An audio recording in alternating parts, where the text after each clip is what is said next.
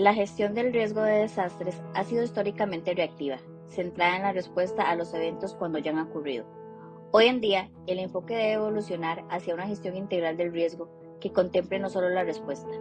El cambio climático y el aumento en la frecuencia y la gravedad de los desastres demandan una mayor preparación y resiliencia. Principales amenazas en Costa Rica: sismos, inundaciones, huracanes, erupciones volcánicas, deslizamientos, incendios estructurales y forestales. Es importante anticiparse. La preparación salva vidas, reduce daños y permite una recuperación más rápida. Rol clave de las embajadas, como entes de coordinación, protección y apoyo a su personal y a los ciudadanos.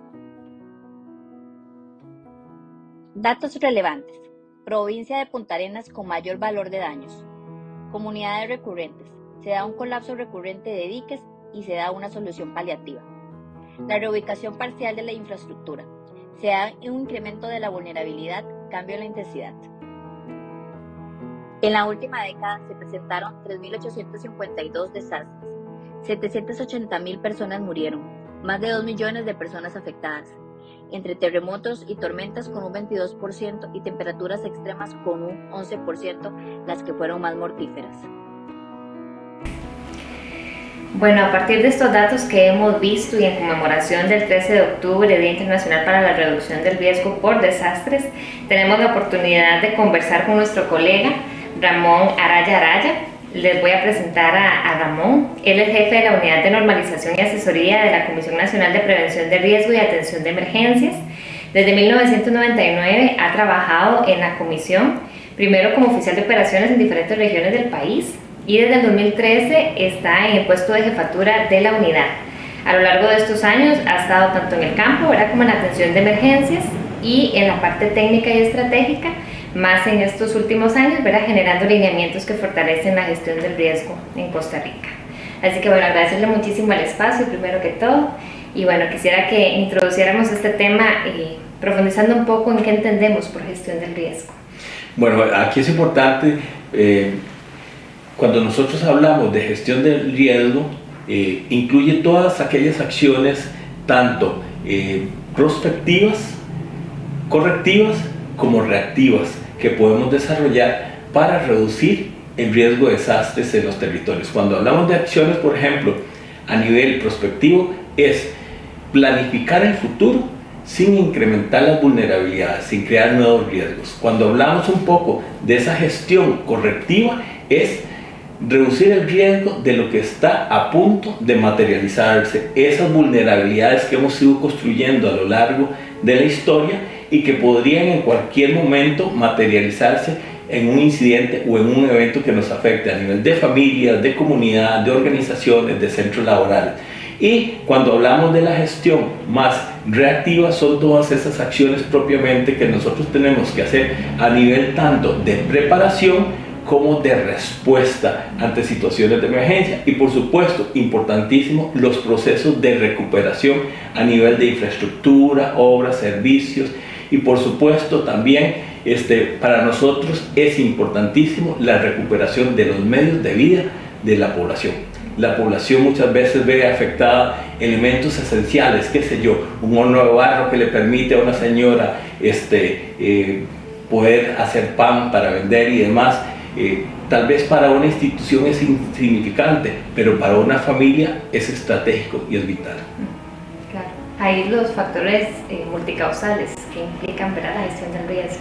Bueno, sí, recordemos que primero que los desastres no son naturales, ¿verdad? Los desastres son consecuencia de acciones del ser humano que a lo largo de los procesos de desarrollo no ha contemplado reducción del riesgo. Digamos que son problemas no resueltos del desarrollo, para sintetizarlo, ¿verdad? Y por supuesto que son multicausales, o sea, hay N cantidad de vulnerabilidades que eventualmente van a incidir a que tengamos eventualmente una situación de emergencia. No es un solo elemento, ¿verdad? Y las causas están precisamente concatenadas. Las distintas vulnerabilidades de una u otra forma se relacionan. No están aisladas ninguna. Por supuesto, ¿verdad? Y tenemos también incidentes o eventos que podrían desencadenar en otro tipo de eventos también. Qué sé yo, un evento hidrometeorológico puede traer consigo un deslizamiento. Lo acabamos de ver, por ejemplo, a nivel de Occidente, con el colapso de la ruta número 1, en este caso a nivel de Cambronero, ¿verdad? Un evento hidrometeorológico pues colapsó totalmente una de las vías principales a nivel del país, y esto por supuesto tiene implicaciones incluso a nivel productivo, a nivel económico, a nivel de las familias, etc. Y las que empiezan a generar, ¿verdad? También de acá en adelante, recargando otra ruta, por ejemplo. Es correcto, todo se relaciona, ¿verdad? Y entonces esto tiene implicaciones, por supuesto, en las demás rutas alternas que tenemos, por ejemplo, en el caso que estábamos viendo concretamente. ¿Qué demandas sociales llevan a este puesto? Bueno, realmente cuando nosotros incursionamos en el tema de gestión del riesgo ya hace tamaños años, ¿verdad? Un par de décadas. En el año 98, yo estaba en el Ministerio de Salud de San Carlos, y precisamente en aquel entonces formaba parte del Comité Local de Emergencias. Algunos pensarán que estoy equivocado con el nombre, pero ese era el nombre que tenían antes los comités municipales de emergencia. Y estuve como parte de la representación del Ministerio de Salud en el Comité Local de Emergencias de Ciudad Quesada. Entonces eso hizo que estuviera muy de cerca de las comunidades, que pudiera ver las vulnerabilidades de cerca, que pudiera entender que realmente la pobreza incluso es el principal factor de vulnerabilidad y que afecta a las familias, a las personas.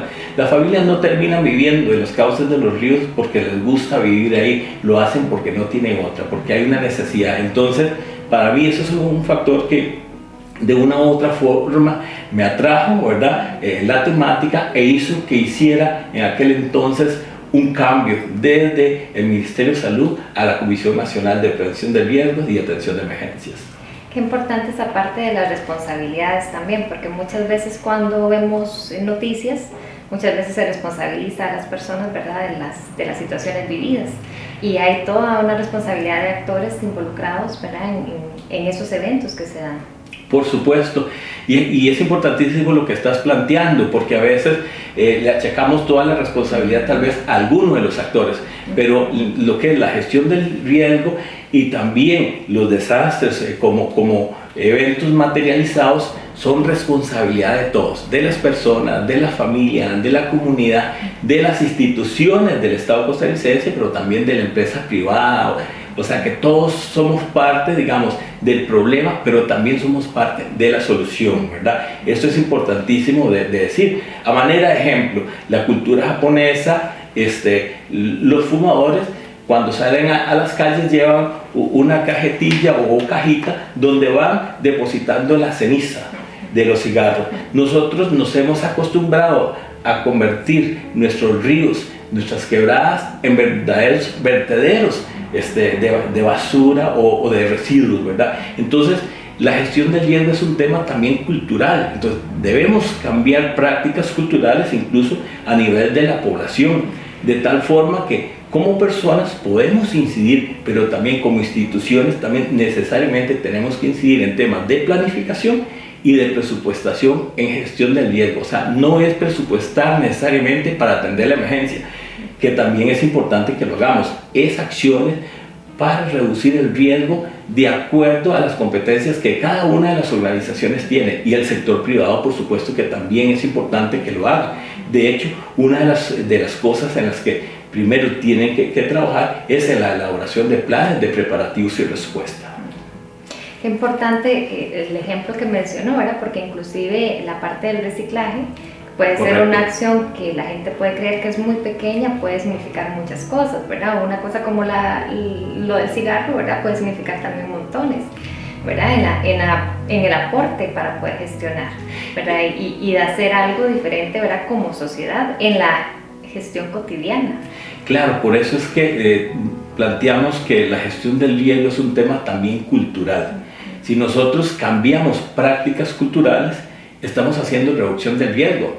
Cuando nosotros, por ejemplo, hacemos una adecuada disposición de los residuos y demás, estamos haciendo gestión del riesgo. Cuando nosotros tenemos prácticas individuales que son proactivas, hacemos gestión del riesgo. Algo tan sencillo como comernos algo y guardar el empaque, ya sea en la bolsa del pantalón, en una mochila, en el mismo vehículo, ¿verdad? Y en su momento hacer una disposición sanitaria correcta, eso tiene implicaciones a largo plazo. Tenemos en el país incluso algunos ejemplos de concientización, donde en algunos sistemas de alcantarillados en el área metropolitana se plantea que el mar inicia desde aquí. Y bueno, porque todo lo que nosotros dispongamos eventualmente en un sistema de alcantarillados en ríos y quebradas necesariamente va a afectar toda la cuenca hasta llegar al mismo océano, o sea que todo se va a ver afectado, la parte alta, la parte media y la parte baja de la cuenca, y en este caso incluyendo los océanos. Inclusive cerrar un tubo, por ejemplo, de agua, cuando hablamos, por ejemplo, de una sequía, eso puede ser un acto muy simbólico. Por supuesto, desde el uso responsable de los recursos son actos muy simbólicos. Entonces aquí lo importante es tener claro que desde cada una de las personas nosotros podemos hacer acciones concretas. A manera de ejemplo, las comunidades también, cuando llega la época lluviosa, si bien es cierto, las municipalidades tienen responsabilidades en el mantenimiento de rutas cantonales, sistemas de alcantarillado, etc.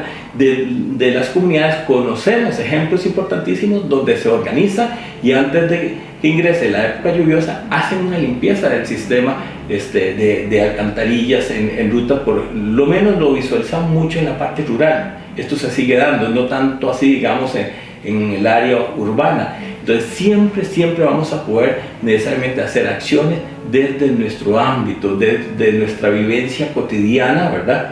Y esto tenemos que incorporarlo también como una cultura de vida. Correcto. Hay un gran aporte en la parte cultural.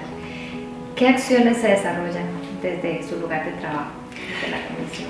Bueno, desde la comisión, por lo menos desde el año 99 al 2013 estuve muy vinculado como oficial de enlace en distintas regiones del país. Entonces aquí fundamentalmente el trabajo se enfocaba más a la parte de organización y promoción de comités comunales, municipales y regionales de emergencia. Y cuando había una situación propiamente de emergencia, la coordinación a nivel regional y a nivel local de la respuesta humanitaria. Entonces digamos que por ahí estuvimos enfocados hasta el año 2013. Y del 2013 hasta la fecha en la unidad de normalización y asesoría ha venido a cambiar un poquito más. Y nosotros nos enfocamos más en acciones de formación, capacitación, generamos documentos para el Sistema Nacional de Gestión del Riesgo, generamos normativa. A manera de ejemplo, tenemos una norma de planes de preparativos y respuesta que fue formulada ya hace más de una década, y esta norma vino a cambiar incluso la historia a nivel del país. ¿Por qué digo que vino a cambiar? Porque antes de la norma los planes de preparativos y respuesta se realizaban de acuerdo a distintos machotes que tenían ciertas organizaciones del Sistema Nacional de Gestión del Riesgo. Entonces, ¿qué nos decían los usuarios? ¿Y cuál machote vamos a utilizar en este caso, verdad? Entonces, ¿qué fue lo que hizo la CNE en particular? Bueno, unificó criterios y con el apoyo de INTECO generamos una norma país. Y no solo generamos una norma con INTECO, sino que la norma fue aprobada por la Junta Directiva de la CNE para que fuera de uso obligatorio de las instancias de coordinación del sistema. Y no quisimos quedarnos ahí, sino que además la norma la publicamos por decreto ejecutivo, de tal forma que fuera obligatoria, como decimos popularmente, para Raimundo y todo el mundo, ¿verdad? Entonces cualquier organización que necesariamente tenga que hacer o que le exija un plan de preparativos y respuesta, al día de hoy tiene que hacerla acorde a la norma. Tenemos buenas noticias. Acabamos de terminar con INTECO incluso la actualización de la norma, que es del año 2015, ¿verdad? La actualizamos y tenemos ya una norma aprobada técnicamente que la vamos a llevar nuevamente a Junta Directiva para su aprobación, y el siguiente paso es actualizar el decreto para tenerla ya de uso obligatorio otra vez para toda la población a lo largo y ancho del territorio nacional. Que son recursos para las diferentes instituciones. Es correcto. Y bueno, y también por supuesto trabajamos mucho en la elaboración de materiales propiamente educativos en temas de gestión del riesgo.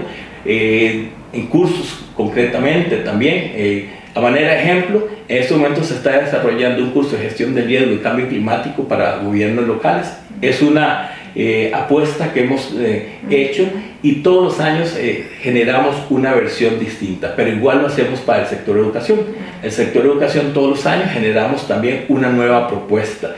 Y de hecho con el sector educación un documento también que se generó y que ya vamos por la tercera digamos, edición prácticamente, ¿verdad? Es la estrategia del sector educación para el tema de gestión del riesgo. Entonces tenemos una estrategia, tenemos ya la tercera estrategia que está vigente del 2022 al 2026. De hecho ya estamos en ese proceso de repensar la nueva estrategia que iría 2027 probablemente al 2031 o 32. Básicamente lo que hemos venido haciendo es que estos documentos los alineamos con la política nacional y con el documento del Plan Nacional de Gestión del Riesgo. Y el que tenemos vigente es hasta este año, el Plan Nacional 2021-2025, y que la CNE en este momento también lo está actualizando mediante la Unidad de Desarrollo Estratégico. Y la idea es que una vez que este documento esté, podamos actualizar los demás documentos que están vinculados al Plan Nacional de Gestión del Riesgo. Y socializarlo, sí. Es correcto. En todas estas experiencias que usted ha tenido, ¿cuál podría reconocer como algo memorable, una acción memorable que usted recuerde, una experiencia memorable? Bueno, para mí, digamos, son muchas, ¿verdad? Pero en particular, por lo menos, experiencias que a uno le llenan de satisfacción es llegar, por ejemplo, a apoyar en una situación de emergencia y ver que aquellas comunidades con las que se han desarrollado procesos de formación y capacitación lo están poniendo en práctica, y el trabajo que se hizo, aquel trabajito de hormiguita, de formarlos, de capacitarlos y demás, dio fruto porque están respondiendo y están dando una ayuda humanitaria acorde a lo que se les enseñó. Y entonces para mí eso es muy muy importante. Igual podríamos plantear otro tipo de ejemplos también memorables, ¿verdad? Para mí un hito, debo decirlo, fue la norma, y vuelvo a traerla a colación. ¿Por qué? Lo dijimos hace un rato. Antes la gente no sabía cómo hacer el plan de preparativos y respuesta porque había diversas versiones. Hoy en día hay un ABC que está normalizado, ¿verdad? Y que te dice cuáles son esos elementos mínimos que debe contener un plan de preparativos y respuesta. Y bueno, podríamos pensar en otros documentos también que se han materializado y cuando uno va al terreno los ve puestos en la práctica. A manera de ejemplo, el manual de albergues temporales en edificaciones preestablecidas. Fue un documento que se hizo también desde la CNE, que se materializó, que en su momento habían igual versiones de instituciones de cómo atender un albergue temporal, y esto vino a ordenar. Y bueno, de nuevo, buena noticia, estamos trabajando en la actualización del manual de albergue, que lo hemos visto también materializado en el terreno. Entonces ese tipo de cosas por lo menos dan mucha satisfacción. Claro, es ver, como dice usted, el trabajo, ¿verdad?, reflejado, y también estas normas son con criterios técnicos, ¿verdad? Entonces eso también da tranquilidad de lo que están haciendo en las comunidades en una atención pues es oportuna, ¿verdad? Entonces eso también da como mucha tranquilidad. Por supuesto, e incluso no solo con criterios técnicos, aquí es la experiencia incluso de las mismas comunidades. Nosotros consultamos muchos de estos documentos también a representantes comunitarios, a representantes de las instancias de coordinación del sistema, y bueno, en el caso del último documento que les mencioné, el de albergues, le estamos contemplando temas como la inclusión de género, discapacidad y demás, no solo con consulta a personal experto, sino que también a instituciones como el CONADE, y también va a haber, por supuesto, va a haber una consulta también a un consejo especializado en temas de discapacidad. Muy bien, yo creo que eso también es muy, muy inclusivo, como dices. Totalmente. Creo que eso es parte también, y tal vez ahí adelantándome, pero podría pensar, ¿verdad?, que es parte de los aprendizajes, ¿verdad? O sea, ¿qué otros aprendizajes en medio de estas experiencias podría usted reconocer que han sido de mucho valor?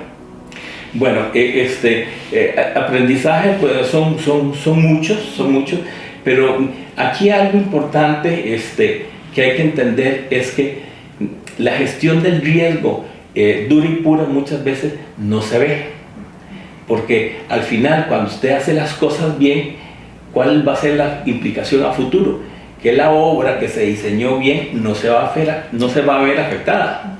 Entonces probablemente vende más atender una emergencia porque es más visible, pero para el Estado costarricense es mucho más económico hacer planificación y presupuestación en temas de gestión del riesgo para que las obras del futuro no se vean afectadas. O sea, que las nuevas obras que estamos desarrollando no impliquen nuevos riesgos. Y entonces eso es mucho más económico para el Estado costarricense. A manera de ejemplo, actualmente el país, mediante la Comisión Nacional de Prevención del Riesgo y Atención de Emergencia, está desarrollando una gran cantidad de obras de infraestructura. Eso es excelente y lo celebramos, pero el grueso de estas obras de infraestructura se están construyendo con empréstitos internacionales. O sea que nos estamos endeudando como país para poder recuperar obras de infraestructura que se han visto afectadas a nivel del país. Y esto tenemos que pagarlo, y tenemos que pagarlo todos. ¿Y cómo se paga eso? Sí, los impuestos. Con impuestos. Sí. Eso es todo un tema, ¿verdad? Que nos lleva a otras reflexiones, pero que es importante también entenderlo, ¿verdad? Yo creo que es importante entenderlo. Y creo que lo mismo de las responsabilidades y de los actores y de lo que también la sociedad puede hacer, ¿verdad? Lo que las poblaciones también pueden generar, ¿verdad? En todos estos procesos. Yo creo que es muy importante que las personas se acerquen a estos temas de una manera muy responsable. ¿Qué podría usted orientarnos para que esas personas que hoy están viendo esto, si están interesadas, puedan acercarse a documentos que sean pues oportunos, que nos orienten de una manera como muy sana? ¿Qué podría usted recomendarles? Bueno, primero que nada, digamos que hay algunos documentos normativos a nivel internacional, como el marco de Sendai, ¿verdad?, que nos da una orientación técnica muy rica para los temas de gestión del riesgo, cómo deberíamos abordarlos, en qué deberíamos abordarlos. A nivel centroamericano tenemos documentos como la PCG, la Política Centroamericana de Gestión Integral del Riesgo, que también es un documento casi que de consulta obligatoria. Y por supuesto, si bajamos al plano nacional, yo recomendaría concretamente que utilicemos primero la ley 8488, la Ley Nacional de Emergencias y Prevención del Riesgo.